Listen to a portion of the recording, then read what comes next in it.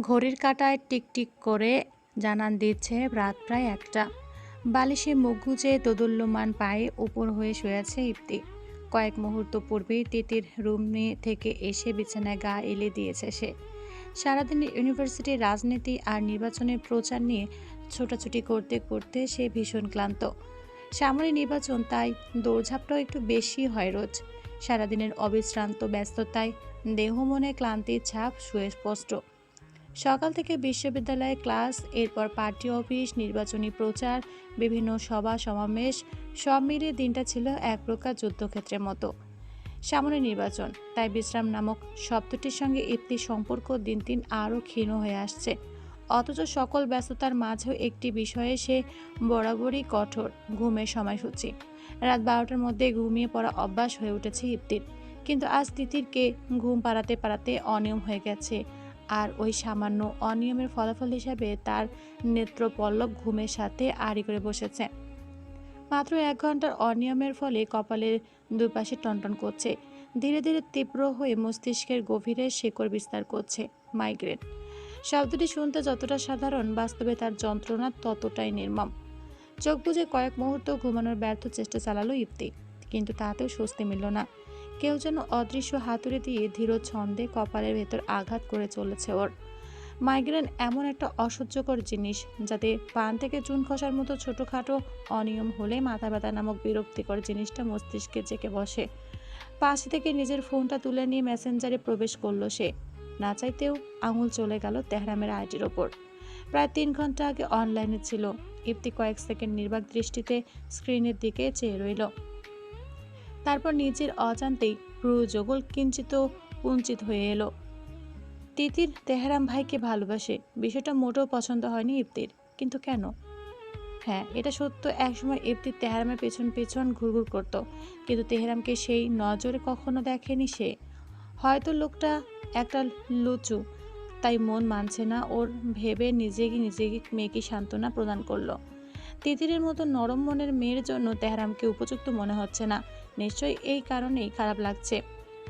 নিজের মনের আদালতে নিজেই এই যুক্তি দাঁড় করিয়ে খানিকটা স্বস্তি পাওয়ার চেষ্টা করলো ইপ্তি, কিন্তু অদ্ভুতভাবে সেই স্বস্তিটুকু স্থায়ী হলো না।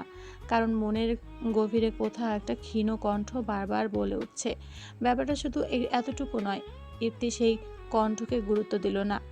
তিতিরের ভাষ্যমতে সে তেহরামকে প্রায় ৪ বছর ধরে ভালোবাসে, আর তেহরামও হয়তো তিতিরকে ভালোবাসে। যদিও কথাটা নাম উল্লেখ করে বলেনি তিতির, তবুও ইপ্তি ধরে নিয়েছে ভাইয়া বলতে তেহরামকে বুঝিয়েছে মেয়েটা। কারণ সে ছাড়া তো আজ বাড়িতে কোনো কাজে আসেনি। ইপ্তি জানতে চেয়েছিল তিতিরের কাছে, তুই কিভাবে বুঝলি ভাইয়া তোকে ভালোবাসে? কথাটার উত্তরে তিতির জানিয়েছিল ও নিজের কানে শুনেছে ভাইয়া বলেছে মাহিতকে, আমি তিতিরকে পছন্দ করি, কিন্তু বিষয়টার জন্য আমার একটু সময় দরকার। তিতির বলেছে যখন, মিথ্যে তো আর বলবে না। তবু ইপ্তির মন চাইল মাহিতকে এই বিষয়ে জিজ্ঞেস করতে, কিন্তু কারো ব্যক্তিগত বিষয়ে নাক গালানোটা ভালো ঠেকলো না ওর কাছে। তাই মনে মনে ভেবে নিল তেহরামকেই সোজাসুজি জিজ্ঞেস করবে বিষয়টা, যার কথা তাকে জিজ্ঞেস করা শ্রেয়। ইপ্তির মস্তিষ্কে যেন একসঙ্গে শত শত চিন্তার প্রতিধ্বনি সৃষ্টি হলো। মাইগ্রেনের যন্ত্রণা ধীরে ধীরে আরও তীব্র হয়ে উঠছে। কপালের দুই পাশে স্পন্দিত ব্যথাগুলো এমনভাবে তুকতুক করছে, যেন শিরা উপশিরার ভেতর ক্ষুদ্র কোনো যুদ্ধ চলমান। ইপ্তি বিরক্ত হয়ে ফোনটা বুকের উপর রেখে দীর্ঘশ্বাস ফেলল। জীবনে কিছু কিছু দিন আসে যখন মানুষ ক্লান্ত হয় শরীরের চেয়ে বেশি নিজের চিন্তায়। আজকের দিনটা সম্ভবত তেমনই। সকাল থেকে ঘটে যাওয়া ঘটনাগুলো একে একে স্মৃতিপটে ভেসে উঠতে লাগলো। বাবার সঙ্গে তিক্ত বাক্য বিনিময়, তিতিরের অশ্রুসিক্ত মুখ, নামিক দেওয়ানের প্রতি নিজের প্রবল বিতৃষ্ণা। আর তেহরাম নামটা মনের ভেতর উদিত হতে অকারণে বিরক্তিতে ভ্রুযুগল কুঞ্চিত হয়ে এলো। অদ্ভুত মানুষ। বিশ্ববিদ্যালয়ের মানুষটাকে দেখে মনে হয়েছিল কঠোর, শৃঙ্খলা আর গম্ভীর্যের প্রতিমূর্তি। অথচ ব্যক্তিগত কথোপকথনে সেই মানুষটির নির্লজ্জতার এমন সব নমুনা উপস্থাপন করলো যে এখন ইপ্তির মনে হচ্ছে লোকটার ব্যক্তিত্ব অন্তত 3 ভাগে বিভক্ত। ইপ্তির ভাবনায় সুতো ছিন্ন হয়ে যায় হাতের মাঝে থাকা যান্ত্রিক বস্তুটায় টুং করে গর্জন করা আওয়াজে। ভ্রুকুচকে ফোনের স্ক্রিনের দিকে দৃষ্টি নিক্ষেপ করতে তার চোখ দুটো বিস্ময়ে সামান্য প্রসারিত হয়ে এলো। মেসেঞ্জারের নীলাভ পর্দা জুড়ে জল করছে একটি নতুন বার্তা। এই যে মিস কিসওয়ালি, ঘুমাননি কেন এখনো? মেসেজটা পড়তে ইফতির কপালের রগ যেন আরও এক দফা দপদপ করে উঠল। কয়েক সেকেন্ড সে স্থির দৃষ্টিতে স্ক্রিনের দিকে তাকিয়ে রইল। তারপর ধীরে ধীরে চোখ সরিয়ে দেয়াল ঘড়িটার দিকে তাকালো। রাত 1:04। অর্থাৎ লোকটা ঠিক এই মুহূর্তেও জেগে আছে। বিরক্তি আর বিষয়ের এক অদ্ভুত মিশ্র অনুভূতি বয়ে গেল তার অন্তরে। মানুষটা কি সারা রাত অনলাইনে বসে থাকে, নাকি পৃথিবীতে তার আর কোনো কাজ নেই? ইপ্তি ঠোঁট পাকিয়ে ফোনটা নামিয়ে রাখতে গিয়েও থেমে গেল। মনের মধ্যে কৌতূহল নামক দুর্বল মানবিক প্রবৃত্তিটা মাথাচাড়া দিয়ে উঠেছে। ইপ্তি তেহরামে পাঠানো ঠোঁটের ছবিটার ওপর কয়েক মুহূর্ত চেপে ধরে থেকে রিপ্লাই অপশনে চাপ দিয়ে লিখল, লিপস সুন্দর, তবে কোয়ালিটি চেক না করে রিভিউ দেওয়া যায় না স্যার। মেসেজটা পাঠিয়ে নিজের কৃতকর্ম উপলব্ধি হতে 2 সেকেন্ড সময় লাগলো ইফতির। পরক্ষণে চোখ দুটো কিঞ্চিত বড় হয়ে এলো। ধুর শালা! অস্ফুট স্বরে গালি উচ্চারণ করে দ্রুত মেসেজটা আনসেন্ড করার জন্য আঙুল বাড়ালো সে। কিন্তু ততক্ষণে অনেক দেরি হয়ে গেছে। মেসেজের নিচের সিন শব্দটা স্ক্রিনে ভেসে উঠতে ইফতির অন্তর্গত বিরক্তি আর অস্বস্তি মিশে একাকার হয়ে গেল। মাইগ্রেনের ব্যথা, সারাদিনের ক্লান্তি আর রাতের নিস্তব্ধতা, সবকিছু মিলে তার বিচার বুদ্ধির ওপর যেন সাময়িক কুয়াশা নেমে এসেছিল। না হলে সুস্থ মস্তিষ্কে সে এমন রিপ্লাই কখনো পাঠাতো না। ফোনটা বিছানার উপর ছুঁড়ে ফেলে বালিশে মুখ গুছে দিল ইফতি। পুনরায় টুং করা শব্দে ফোনটা আবার হাতে তুলে নিয়ে ফোঁস করে উঠল, মহারানীর পছন্দ হয়েছে শুনে ধন্য হলাম। আপনি কি রোজ এভাবে রাত জেগে থাকেন মিস কিসওয়ালি? মেজাজ হারালো শ্যাম সুদর্শনা। আঙুলের দ্রুত স্পর্শে লিখল, আপনার কি ধারণা পৃথিবীর সবাই আপনার মতো রাত জেগে মেয়েদের বিরক্ত করে? মেসেজটা পাঠিয়ে দিয়ে ইফতি এক প্রকার সন্তুষ্টির নিঃশ্বাস ফেলল। কিন্তু সেই সন্তুষ্টি স্থায়ী হওয়ার আগেই পর্দার ওপাশে টাইপিং লেখাটা দৃশ্যমান হয়ে উঠল। ইফতি ভ্রু কুঁচকে চেয়ে রইল। এবার আবার কি লিখছে লোকটা? কয়েক মুহূর্ত পর নতুন মেসেজ এলো, আপনি কিন্তু ভুল বললেন ম্যাম। প্রথম অচেনা নাম্বারে মেসেজ দিয়ে পিং পিং ঠোঁট খাওয়ার আবদারটা আপনি করেছিলেন। ইফতির চোখ শুরু হয়ে এলো, পুনরায় মেসেজ লিখে পাঠিয়ে দিল, যদি আপনি আমাকে চিনে থাকেন তাহলে তো ভালোই, আমার ঠোঁট খেতে চাওয়া খাদকটাকে খুঁজতে বেশি কষ্ট করা লাগবে না। মেসেজ দিতে দেরি হলো, ওপাশ থেকে প্রত্যুত্তর আসতে দেরি হলো না। নির্লজ্জ শব্দটা মনের মধ্যে উচ্চারণ করে দাঁত কিচিয়ে উঠল ইফতি। এমন মানুষ সে জীবনে খুব কমই দেখেছে, যে প্রতিটি বাক্যকে এমন স্বাভাবিক ভঙ্গিতে উচ্চারণ করতে পারে যেন পৃথিবীর সবচেয়ে যুক্তিসঙ্গত কথাটাই বলছে। আঙুলের দ্রুত স্পর্শে পুনরায় টাইপ করলো ইফতি, আপনার আত্মবিশ্বাস দেখে আমি মুগ্ধ। ওপাশ থেকে উত্তর এলো আরও দ্রুত, ধন্যবাদ। সাধারণত সবাই আমার সৌন্দর্য দেখে মুগ্ধ হয়, আপনি আত্মবিশ্বাস দেখে হলেন নতুন অভিজ্ঞতা। নিজেকে আয়নায় খুব দেখেন বুঝি? রোজ দেখি, না দেখলে এত সুন্দর থাকি কিভাবে? ইফতি নির্বাক হয়ে স্ক্রিনের দিকে তাকিয়ে রইল। কিছু মানুষ থাকে যাদের সঙ্গে তর্কে জেতার চেয়ে দেয়ালে মাথা ঠেকা সহজ। তেহরাম সম্ভবত সেই শ্রেণীর মানুষ। ইফতি আর কোনো মেসেজ দিল না, কিন্তু ওপাশ থেকে পুনরায় মেসেজ এলো, এত রাত জেগে আছেন কেন? আপনাকে বলবো কেন? বললে সমস্যা কি? আফটার অল আমি আপনার প্রথম কিসের মালিক। ইফতি হতবম্ব হয়ে চেয়ে রইল কয়েক মুহূর্ত। এই লোক কি ওকে চিনে ফেললো নাকি? জানার জন্য লিখল, আপনি জানলেন কিভাবে? আপনার বলার ধরন দেখে বুঝে গেছিলাম। আই মিন, আমি হইনি প্রথম কিসের মালিক, কিন্তু হব তো। ইফতির বিষয়টা খটকার মনে হলো, তবু বিষয়টাকে পাতা দিল না। জানলে ওর কোনো চুল ছেঁড়া যাবে না ভেবেই স্বস্তির নিঃশ্বাস ফেলল। অতঃপর তিতিরের কথাটা মাথায় আসতে জানতে চাইল, আপনার কি গার্লফ্রেন্ড বা পছন্দের মানুষ আছে? তেহরামার দিকে ছুড়ে দেওয়া প্রশ্নটা পাঠিয়ে ইফতি কিছুটা সোজা হয়ে বসলো। মাইগ্রেনের ধুকধুকানি তখনও অব্যাহত, কিন্তু কৌতূহল নামক অনুভূতিটা অদ্ভুতভাবে ব্যথার তীব্রতাকে খানিকটা ম্লান করে দিয়েছে। মেসেঞ্জারের পর্দায় কয়েক সেকেন্ড ধরে টাইপিং চিহ্নটা জ্বলতে নিভতে লাগলো, একবার দুবার, তারপর মিলিয়ে গেল। ইফতি ভ্রু কুঁচকালো, লোকটা কি উত্তরটা ভেবে লিখছে, নাকি প্রশ্নটাই এড়িয়ে যাবে? ফোনটা পাশে সরিয়ে রাখতে উদ্যত হলেই ইফতি ঠিক তখনই নতুন মেসেজ ভেসে এলো, আছে একটিমাত্র শব্দ, সংক্ষিপ্ত ও সোজাসাপটা, কিন্তু সে একটিমাত্র শব্দ যেন ইফতির অন্তরে অকারণ এক অস্বস্তির তরঙ্গ সৃষ্টি করলো। ভ্রুযুগল আরও কিঞ্চিত কুঞ্চিত হয়ে এলো তার। আঙুলের দ্রুত স্পর্শে লিখল, ও। ওপাশ থেকে সঙ্গে সঙ্গে উত্তর এলো, আপনাকে দেখে হতাশ মনে হচ্ছে কেন? ইফতির চোখ বড় বড় হয়ে গেল। আমি হতাশ হব কেন? তাহলে 3 সেকেন্ড ধরে ওহ লিখলেন, ডিলিট করে আবার ও পাঠালেন কেন? কয়েক মুহূর্ত নির্বাক হয়ে রইল ইপ্তি। এই লোক কি সত্যি মানুষ নাকি গোয়েন্দা? মনে মনে বিরক্ত হয়ে লিখল, আপনি বেশি ভাবেন। আপনি কম ভাবেন। কিভাবে বুঝলেন? কম ভাবলে প্রথম পরিচয় কাউকে কিস করার প্রস্তাব দেওয়া যায়? মুহূর্তে দাঁত কিচিয়ে উঠল ইপ্তি। লোকটা সুযোগ পেলে একই প্রসঙ্গ টেনে আনে, কিন্তু আজ আশ্চর্যজনক সে সেই বিষয়ে তর্ক করল না, বরং কিছুক্ষণ চুপচাপ থেকে লিখল, ভালোবাসে নাকি? বার্তাটি পাঠানোর পর তার নিজেরই মনে হলো প্রশ্নটা অস্বাভাবিক রকম ব্যক্তিগত হয়ে গেছে, কিন্তু আনসেন্ড করার আগে মেসেজটা সিন হয়ে গেল। কিন্তু এবার আর পূর্বের ন্যায় দ্রুততার সাথে উত্তর এলো না। বেশ খানিকটা সময় নিয়ে উত্তর দিল উপাস থেকে, জানি না। ইপ্তি বিস্মিত হলো, এমন উত্তর আশা করেনি সে। মানে? কাউকে পছন্দ করি অনেকদিন ধরে, কিন্তু ভালোবাসি কিনা জানি না। ইপ্তি হতভম্ব হলো ভীষণ। পছন্দ করে কিন্তু ভালোবাসে না, এটা আবার কেমন কথা? ভালোবাসা আর পছন্দ কি আলাদা জিনিস নাকি? হলেও হতে পারে, সে তো আর ভালোবাসার অর্থ বোঝে না। এসব অনুভূতি ওর কাছে যুক্তিহীন মনে হয়। কিন্তু এটা নিশ্চিত হয়ে গেল ইফতি যে তেহরাম তিতিরকে ভালোবাসে, আর তিতির তেহরামকে। সে তো স্বীকারোক্তিতে অবশ্য দুজনের মাঝে কেউই নাম বলেনি, কিন্তু ইফতি নিজ মনে সাজিয়ে নিয়েছে বিষয়টা। ওপাশ থেকে আবারও বার্তা এলো, সব অনুভূতির নাম সঙ্গে সঙ্গে দেওয়া যায় না মিস কিসওয়ালি। ইফতি ঠোঁট বাঁকালো, তারপর ধীরে ধীরে টাইপ করলো, সে কি জানে? কিছুক্ষণ নীরবতা, অতঃপর উত্তর, সম্ভবত না। বলেননি কেন? সময় হয়নি।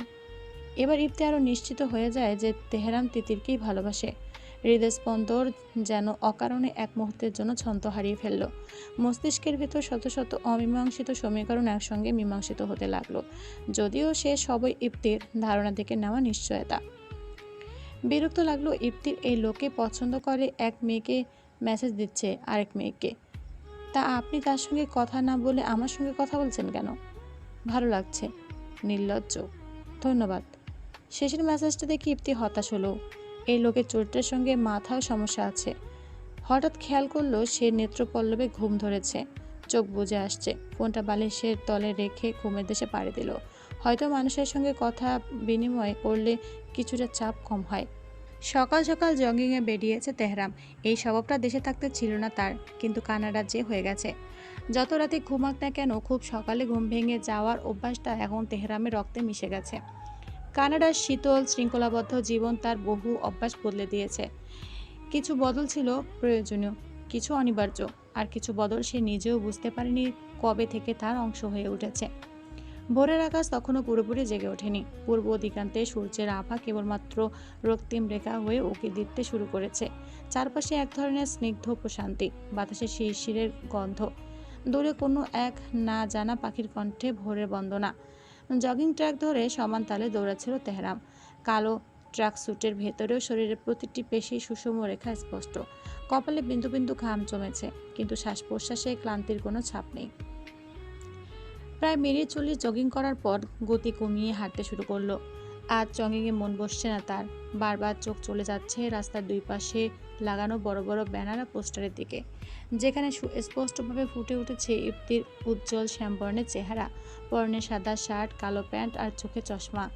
এত বছর মেয়ে প্রার্থীদের শাড়ি পরা পোস্টার দেখেছে, হয়তো প্রথম কোনো মেয়ে প্রার্থীকে এভাবে শার্ট প্যান্টে দেখলো তেহরাম। মেহেলি পোশাক কি সেটা জানে না মেয়েটা? ছবিগুলো দেখে এই একটাই প্রশ্ন ঘুরপাক খাচ্ছে তেহরামের মাথায়। মেয়েটা সবাই অনার্স চতুর্থ বর্ষে পড়ে, কিন্তু বয়সের সঙ্গে মেয়েটার শ্রেণীর কোনো মিল নেই। 10 বছর আগে তেহরাম যখন দেশ ছেড়েছিল, খুব ভালোভাবে মনে আছে মেয়েটা নবম শ্রেণীতে অধ্যয়নরত ছিল। 19 বছর বয়সে মেয়েটা ঢাবির পরীক্ষায় এক চান্সে টিকে গিয়েছিল। এরপর একবার মায়ের কাছে শুনেছিলাম জার্নালিজম বিভাগ থেকে হঠাৎ রাষ্ট্রবিজ্ঞান বিভাগে চলে যাওয়ার কারণে 1 বছর নষ্ট হয়। 19 বছর বয়সে ঢাকা বিশ্ববিদ্যালয়ে ভর্তি, মাঝখানে বিভাগ পরিবর্তনের কারণে 1 বছর নষ্ট। তাহলে হিসাব অনুযায়ী অনেক আগে মাস্টার্সে থাকার কথা, অথচ মেয়েটা এখনও অনার্স চতুর্থ বর্ষে। তেহরাম হিসাব মেলাতে পারল না। এটাও বুঝতে পারছে না এত কম বয়সে মন্ত্রী পদে দাঁড়ানোর দরকার কেন হলো এই মেয়ের। মাঝে 2 বছর কোথায় গেল? বিদেশে থাকাকালীন পরিবারের অনেক খবরই সে নিয়মিত রাখেনি, বিশেষ করে ইফতির। কারণটাও ইয়াসির মুস্তফা। একসময় ওর মেজ বাবার জন্য ভালোবাসা আর শ্রদ্ধা থাকলেও সেটা বয়স বাড়ার সঙ্গে সঙ্গে মিলিয়ে যায়। বোঝার ক্ষমতা হওয়ার সাথে সাথে তেহরাম বুঝতে সক্ষম হয় এই লোক পরিবারের মর্ম বোঝে না, তবুও বাবার জন্য কখনো অসম্মান করেনি। কিন্তু এখন মনে হচ্ছে কিছু একটা সে জানে না, অনেক বড় কিছু। এইসব চিন্তা মাথায় নিয়ে এলোমেলো পদক্ষেপে বাড়ির দিকে অগ্রসর হচ্ছিল তেহরাম। আকস্মাৎ রাস্তার পাশ থেকে আসা কয়েকটা উচ্চপাক্ষে থমকে দাঁড়ায় সে। ওই দেখ, দেখ, পাইরা আফা, সরি সরি, ইফতি আফা। তা ভাই, সকল ভোট দিবা কোনখানে? ইফতি আফার মাঝখানে।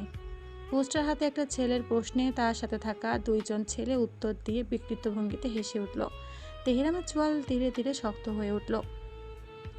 রাজনীতির মাঠে সে নতুন নয়, বিদেশে থাকলেও মানুষের নোংরা দৃষ্টিভঙ্গি সম্পর্কে যথেষ্ট ধারণা আছে তার। কিন্তু কোনো মেয়ের ছবি সামনে রেখে এভাবে কথা বলাটা তার কাছে বরাবরই ঘৃণ্য লেগেছে, বিশেষ করে যখন সেই মেয়েটা তার নিজের পরিবারের সদস্য। নিজের বিরক্তির কারণটাও বুঝতে পারছে না সে। রাগ হচ্ছে ইফতির উপর, ভীষণ বাজেভাবে রাগ হচ্ছে।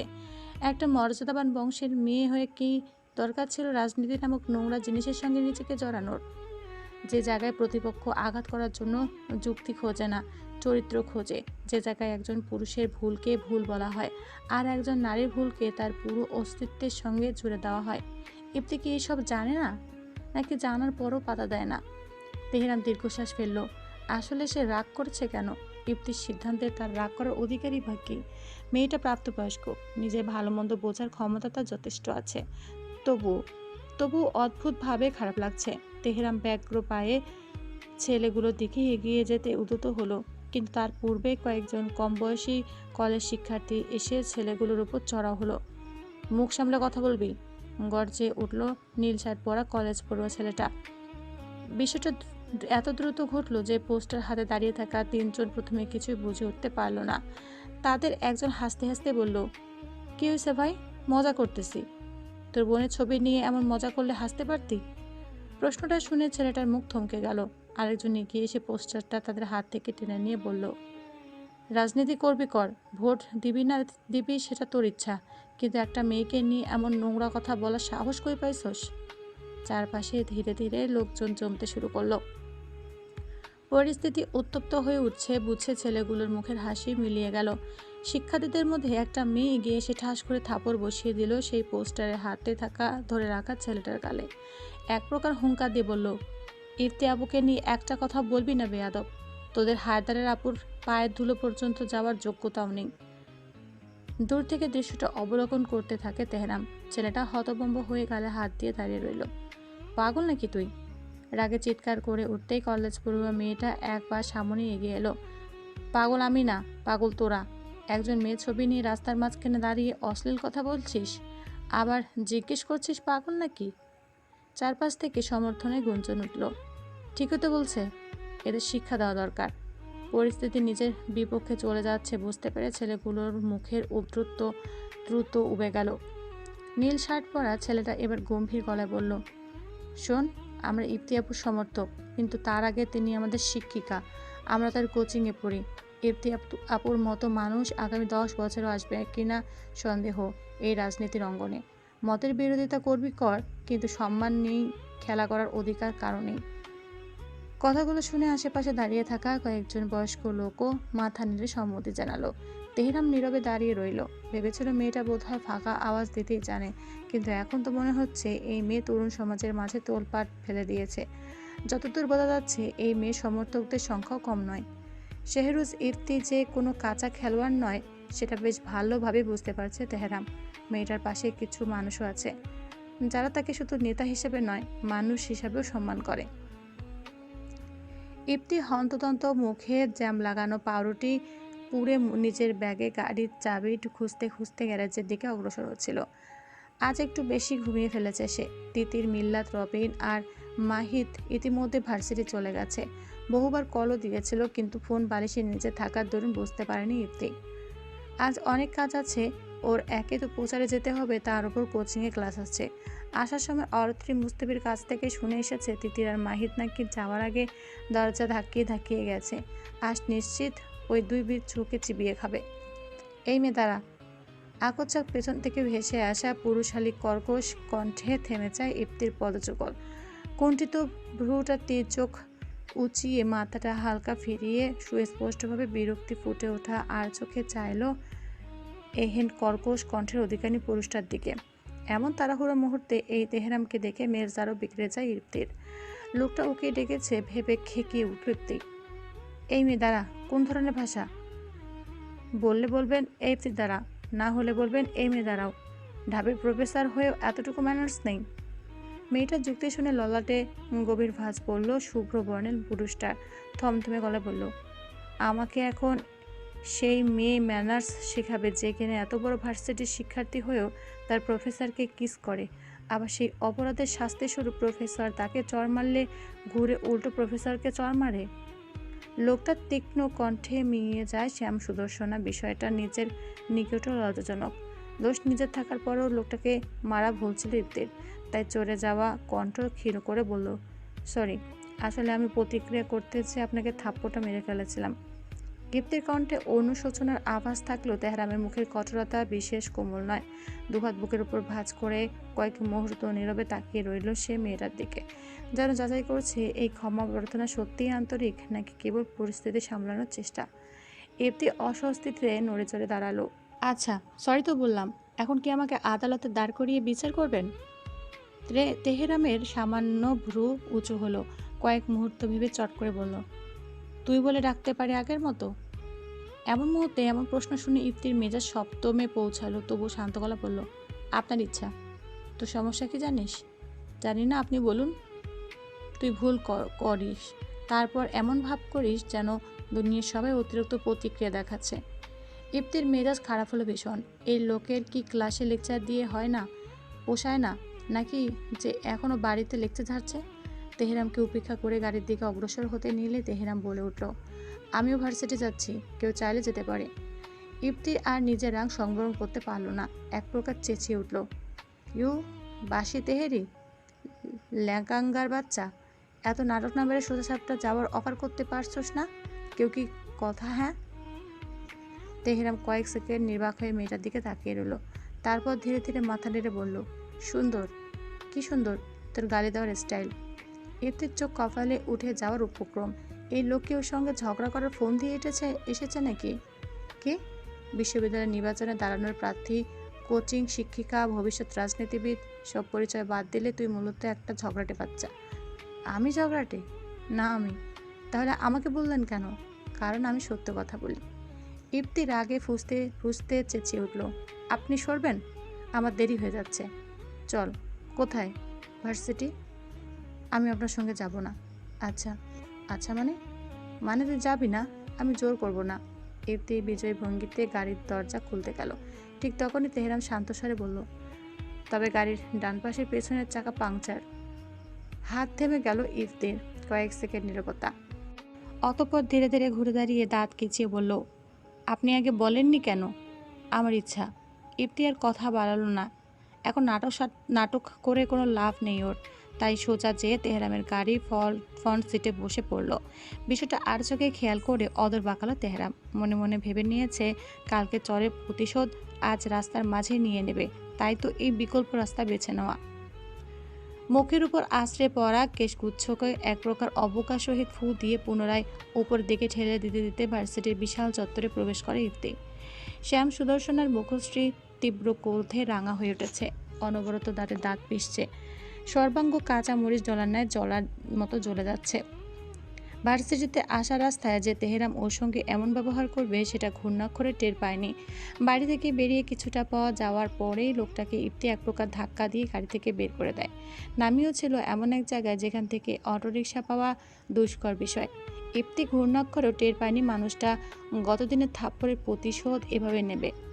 যদি আগে জানতো তাহলে কখনোই ওই বাসি তেহেরির গাড়িতে কখনোই উঠত না। আকোচা ক্যাম্পাসের কয়েক হাত দূর থেকে হট্টগোল আর সূক্ষ্ম চেঁচামেচি আওয়াজ কানে আসতেই ভ্রু যুগল কুচকে আসে ইফতির। শহীদুল্লাহ হলের পশ্চিমে ছোট খাটো একটা ভিড় জমা হয়েছে। ক্যাম্পাসের শিক্ষার্থীরা একের পর এক বেশ উৎসাহিত চিত্তে নিজেদের মধ্যে কিছু একটা নিয়ে আলোচনা করতে করতে সেদিকে ছুটে যাচ্ছে। পকেটে হাত গুজে কয়েক মুহূর্ত চেয়ে রইল সেদিকে, অতঃপর কৌতূহলে বশবর্তী হয়ে তস্ত পায়ে অগ্রসর হলো।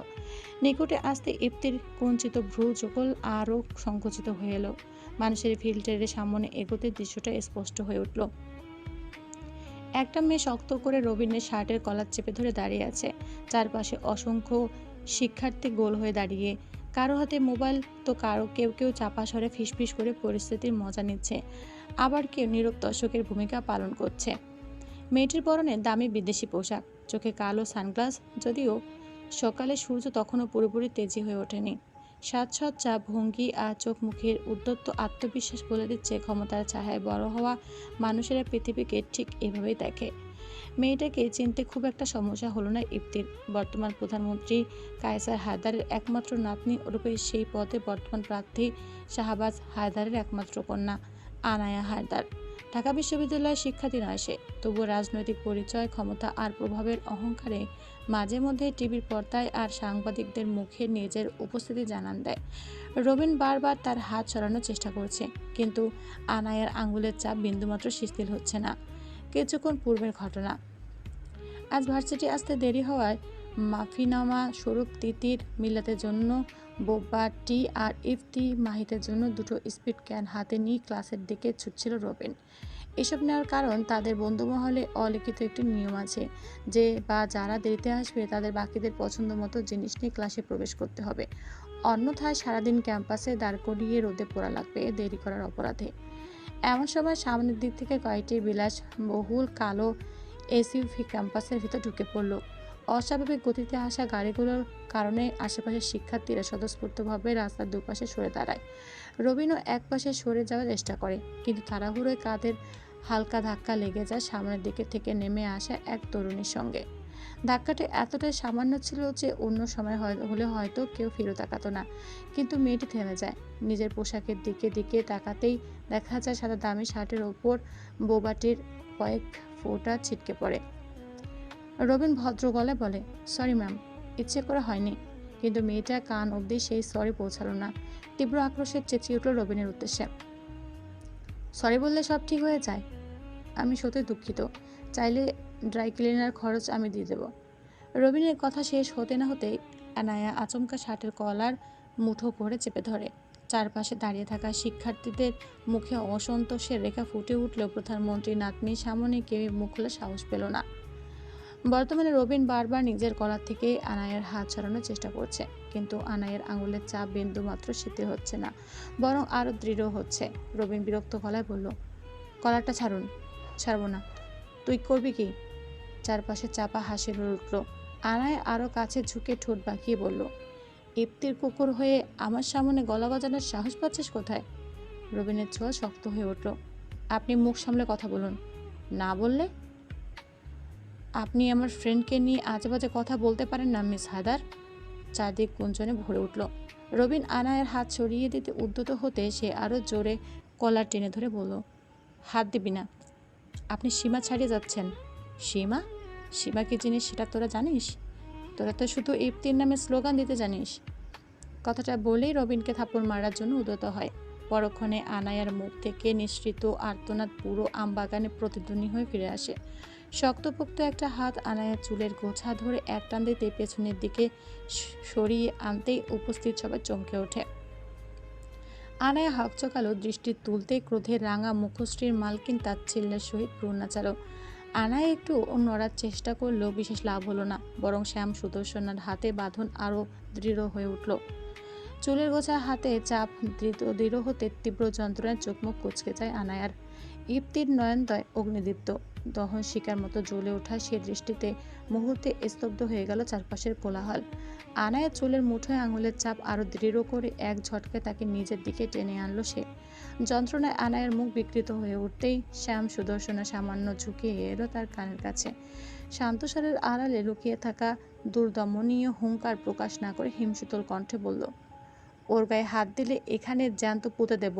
তোকে ইনসাফ দেওয়ার জন্য তোর বুড়ো দাদু আর বাপ মিলে আমার পার্টি অফিসের পুলিশ নিয়ে চক্কর চালাতে চালাতে পটল তুলবে।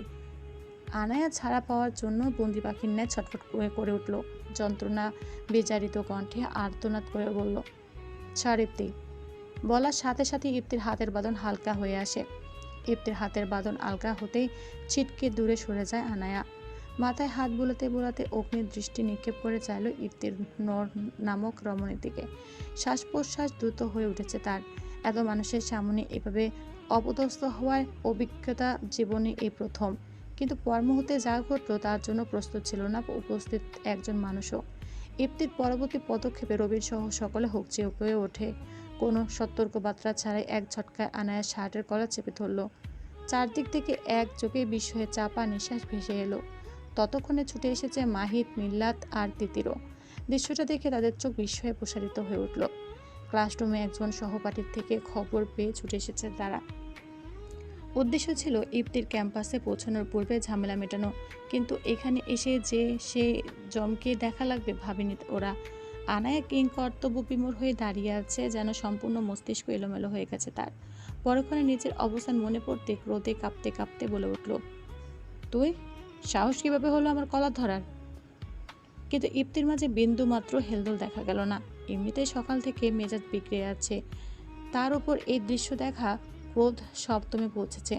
কলারের মুঠো আরো শক্ত করে শান্ত স্থির কণ্ঠে বলল, 1 মিনিট আগেও আমার বন্ধুর কলার তোর হাতে ছিল, তখন তো সাহসের সংখ্যা জানতে চাইনি।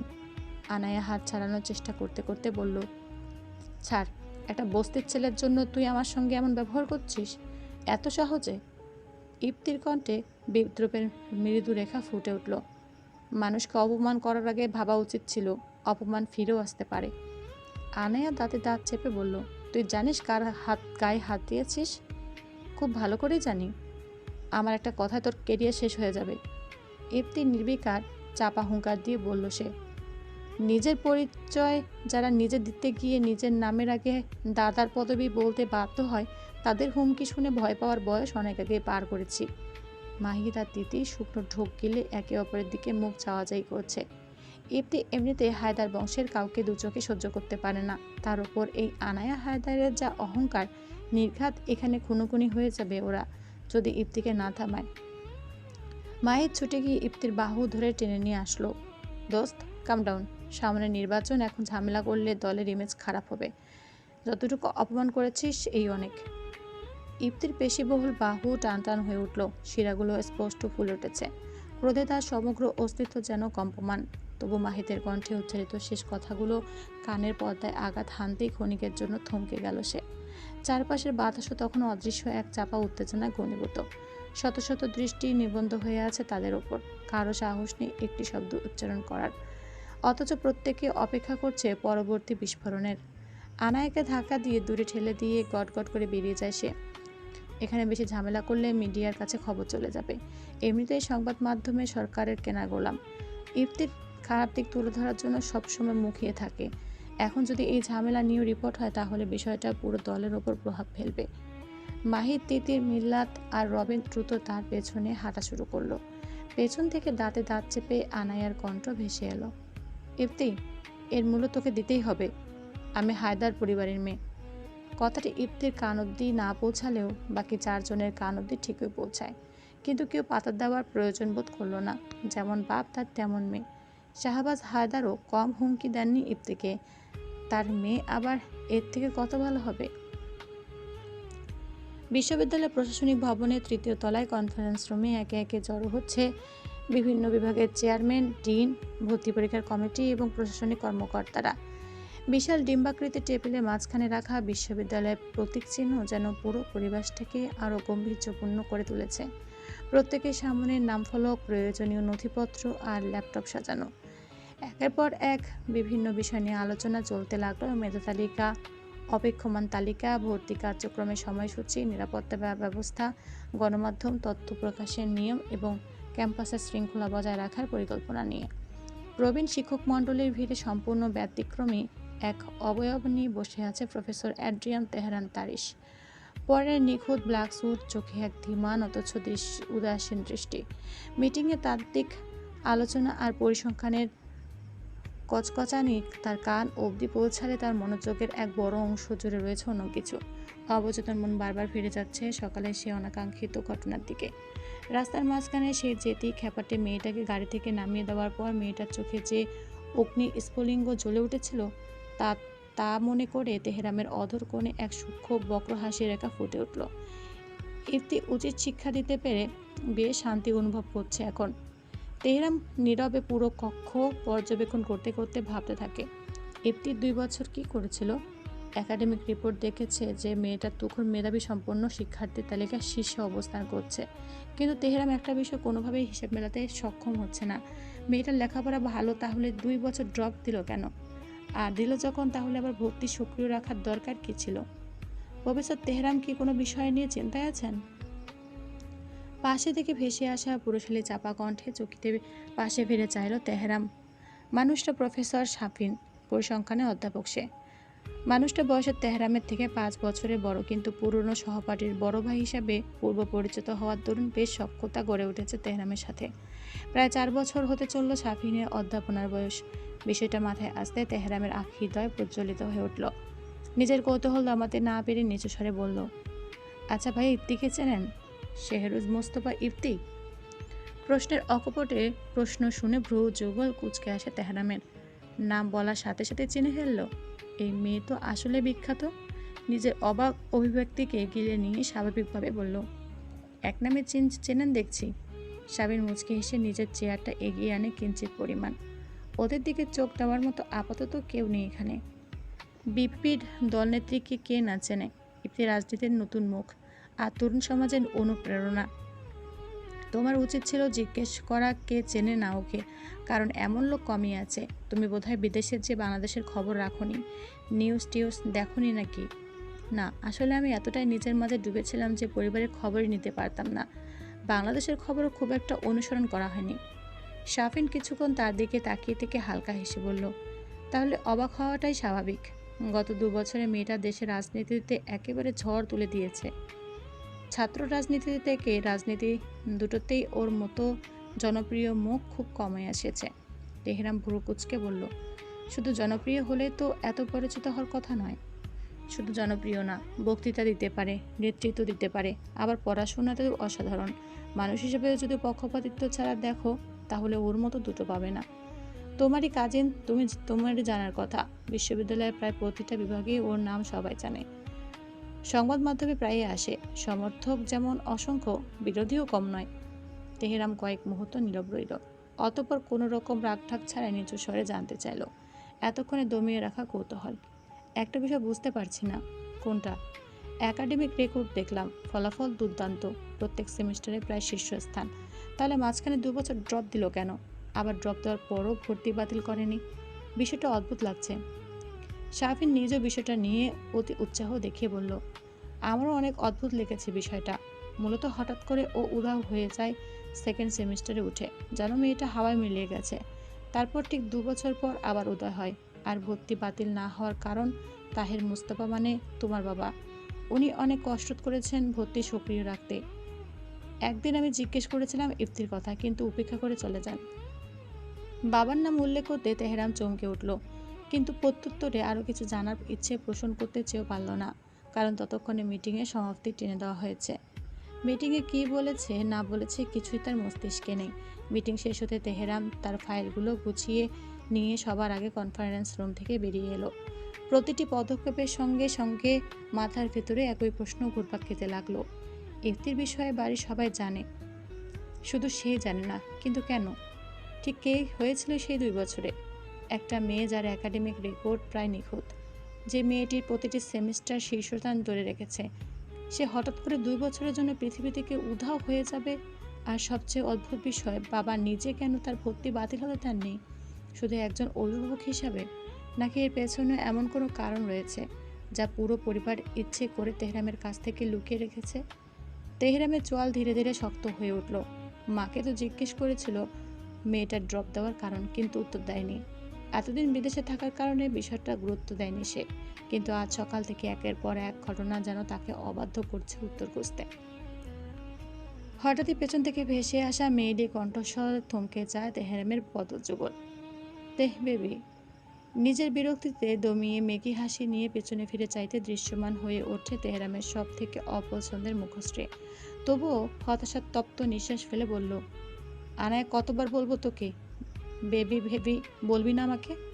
তেহরামের একদমই পছন্দ না মেয়েটাকে। তেহরামের সাথে আনায়ার ব্যবহার দিনকে দিন গায়ে পড়া টাইপ মেয়েদের মতো হয়ে যাচ্ছে।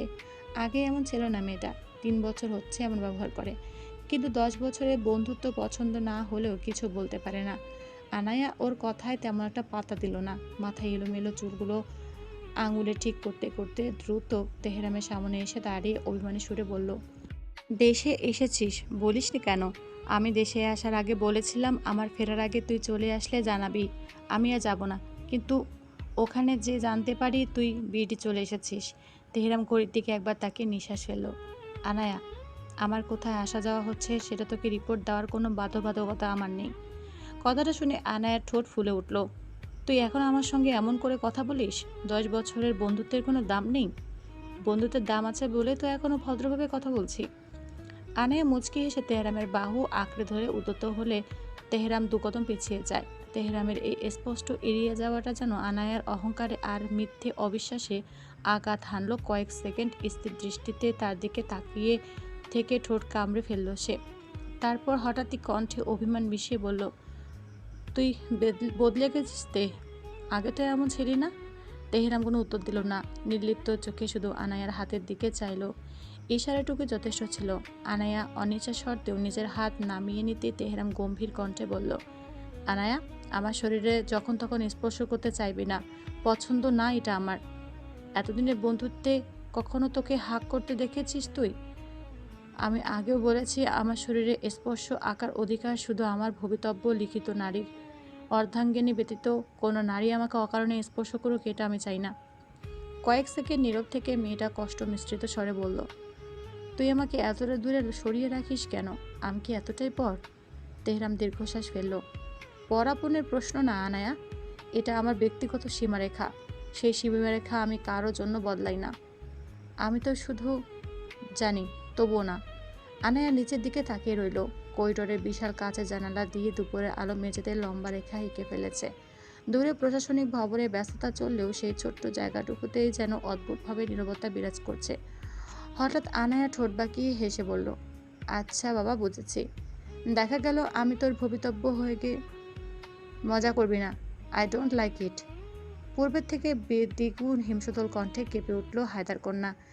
ভীষণ ক্রোধ ঝেঁকে বসলো মস্তিষ্কে, তবু নিজেকে সামলে নিয়ে বলল, আচ্ছা সরি। আমাকে বুঝতে বলবি না?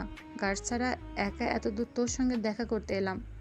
তেহরাম একবার কবজির ঘড়ির দিকে তাকালো, তারপর সামনে কাচের দেয়ালের ওপাশে ব্যস্ত প্রশাসনিক ভবনের দিকে চোখ বুলিয়ে শান্ত কণ্ঠে বলল, বসতে বলার মতো সময় আজ আমার হাতে নেই আনায়া। ভাইস চ্যান্সেলর স্যার অপেক্ষা করছেন। আনায়া সঙ্গে সঙ্গে ভ্রু কুঁচকে ফেলল। মানে? আমি এত দূর এলাম আর তুই 2 মিনিটও দিবি না? 2 মিনিট দিলে সেটা 5 মিনিট হবে, 5 মিনিট থেকে 15। তারপর কোনো না কোনো কাজ পিছিয়ে যাবে। আমি সেটা চাই না। কথাগুলো এতটাই নিরাসক্তভাবে বলল তেহরাম যে আনায়ের মুখের অভিমান আরও গাঢ় হয়ে উঠল। তোর কাছে কাজই সব? যখন দায়িত্ব থাকি তখন হ্যাঁ। আনায়া দীর্ঘশ্বাস ফেলে দেয়ালের সঙ্গে হেলান দিল। আগে তো এমন ছিলে না। আগে ক্লাস ফাঁকি দিয়ে ঘন্টার পর ঘন্টা ক্যাফেতে বসে থাকতে পারতিস। তেহরামের চোখে এক মুহূর্তের জন্য পুরনো দিনের স্মৃতি ঝলসে উঠলেও তা পরক্ষণে মিলিয়ে গেল। মানুষ সময়ের সঙ্গে বদলায় না, মানুষ বদলায় না, পরিস্থিতি বদলায়। তেহরাম হালকা মাথা নেড়ে বলল, হতে পারে। আনায়া এবার একটু কাছে এগিয়ে এলো, তবে আগের ঘটনার পর আর স্পর্শ করার চেষ্টা করলো না, কারণ বারবার এক ঘটনায় পুনরাবৃত্তি করলে হিতে বিপরীত হবে। আজ সন্ধ্যায় ডিনার সম্ভব না। কাল ক্লাস আছে, তারপর কিছু অফিসিয়াল কাজ। তাহলে কবে? তেহরাম কয়েক সেকেন্ড ভেবে শান্ত স্বরে বলল, যেদিন সময় পাবো আমি নিজেই তোকে জানাবো। আনায়া সন্দেহ ভরা চোখে চাইল শুভ্র বর্ণের পুরুষের দিকে। সত্যি বলছিস? আমি মিথ্যা বলার অভ্যেস করিনি। কথাটা শুনে আনায়ার মুখের অভিমান কিছুটা নরম হলো। ঠিক আছে, তাহলে আমি অপেক্ষা করব। তেহরাম সংক্ষিপ্তভাবে মাথা নেড়ে ফাইলগুলো বাম হাতে গুছিয়ে নিল। ঠিক তখনই করিডোরের অপর প্রান্ত থেকে একজন স্টাফ এগিয়ে এসে বিনয়ের সঙ্গে বললেন, স্যার, ভাইস চ্যান্সেলর স্যার এখনই আপনাকে রেখেছেন। আমি আসছি। স্টাফ চলে যেতে তেহরাম আনায়ার দিকে তাকিয়ে বলল, আমাকে উঠতে হবে, তুইও বেশি দেরি করিস না, বাইরে গার্ডরা অপেক্ষা করছে। আনায়া ঠোঁট বাঁকিয়ে মৃদু হেসে বলল, আজও জিতলি তুই? তেহরাম ভ্রু সামান্য উঁচু করল। এটা কোনো প্রতিযোগিতা ছিল না। কথাটা বলে সে আর এক মুহূর্ত দাঁড়ালো না। মেয়েটার ব্যবহারের জন্য নিজেকে দূরে সরিয়ে নিয়েছে তেহরাম। বিদেশে যাওয়ার পর আনায়া ওর একমাত্র বন্ধু ছিল। তেহরাম জানতো না আনায়া প্রাইম মিনিস্টারের মেয়ে, কারণ মিডিয়া জগতের প্রতি তীব্র বিতৃষ্ণা ছিল ওর। যখন জানতে পারে ততদিনে মেয়েটার প্রিয় বন্ধুর তালিকা পড়ে গেছে, তাই সেসবে পাত্তা দেয়নি। কিন্তু মেয়েটার ব্যবহার দিন দিন বদলাতে দেখে তেহরাম বুঝে যায় আনায়া বন্ধুত্ব পর্যন্ত ক্ষান্ত থাকতে চাইছে না। তাই নিজেকে সরিয়ে নেওয়ার চেষ্টা করতে থাকে তেহরাম। কিন্তু মেয়েটা যেন নাছোড়বান্দা। তেহরাম স্থির পদক্ষেপে করিডর ধরে এগিয়ে গেল প্রশাসনিক ভবনের ভেতরের দিকে। আনায়া কিছুক্ষণ নির্বাক দাঁড়িয়ে রইল। তারপর ধীরে ধীরে নিজের এলোমেলো চুলগুলো কানের পেছনে গুজে এক চিলতে হাসল। যতই ব্যস্ত হওয়ার অভিনয় করিস না কেন তে, একদিন তোকে সময় বের করতেই হবে। তোর ভবিতব্য লিখিত নারী আমিই হব। তোর নামের মেহেদি শুধু আমিই লাগাবো, আর কেউ না। যদি তোর ভবিতব্য অন্য কেউ লেখাও থাকে, আমি তাকে নিশ্চিহ্ন করে দেব।